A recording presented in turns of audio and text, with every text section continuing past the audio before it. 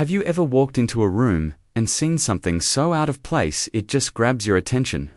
That's exactly what happened to a group of students one Monday morning.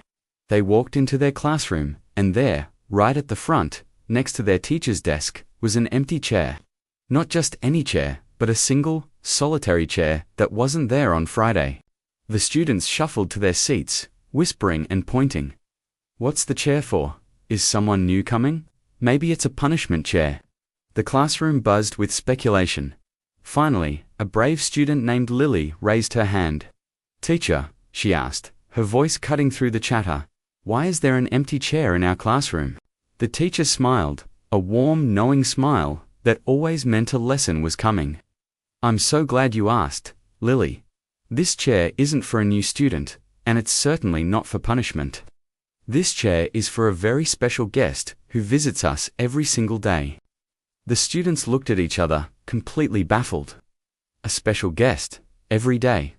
But the chair was always empty. The teacher saw their confusion and continued. "This chair," she said, her voice becoming more thoughtful, "is for opportunity." The class fell silent. Opportunity, that wasn't a person. What did she mean? The teacher gestured to the empty seat. "Every morning when you walk into this classroom, opportunity is sitting right here, waiting for you. It's waiting for you to learn something new, to ask a brilliant question, to help a friend who's struggling, to discover a passion you never knew you had." She paused, letting her words sink in. Opportunity is a quiet guest. It doesn't shout or wave its hands. It just sits here, patiently. But here's the thing about opportunity, it won't wait forever. Imagine, the teacher went on, that today's opportunity is the chance to master a difficult math problem.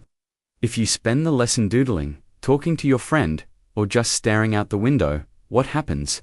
The bell rings, the lesson ends, and opportunity gets up and leaves. The chair is empty again, and that specific chance to understand that problem is gone. It might come back in a different form, but that exact moment is lost. She then shared a little story. Think of it like this.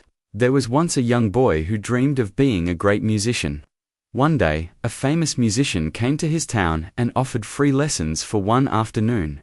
But the boy decided he'd rather play video games with his friends. He told himself, "I'll practice tomorrow." When he finally went to the musician's studio, the door was locked. The musician had already left town. The boy missed his chance, his once-in-a-lifetime opportunity, because he chose to waste his time. Losing that chance was like letting the world's best musician walk right out of his life. Wasting time is just like that. It's like seeing that empty chair and choosing to ignore it day after day. The teacher's eyes swept across the room, meeting each student's gaze. Every single day is filled with these empty chairs, these opportunities. The chance to be kinder, the chance to work harder, the chance to learn, the chance to grow. Many of us walk right past them without a second glance. We get distracted by our phones, by gossip, by laziness, or by fear. We tell ourselves, "I'll do it tomorrow. I'll start next week. It's not the right time." But the truth is, the right time is almost always right now. That empty chair is a reminder that the present moment is a gift, a chance that is available to you right here, right now. When you choose to procrastinate, she explained, you are actively telling opportunity, "No, thank you, not today."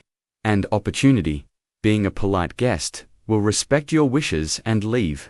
But someone else, someone who is ready and willing, will welcome it. They will take that seat.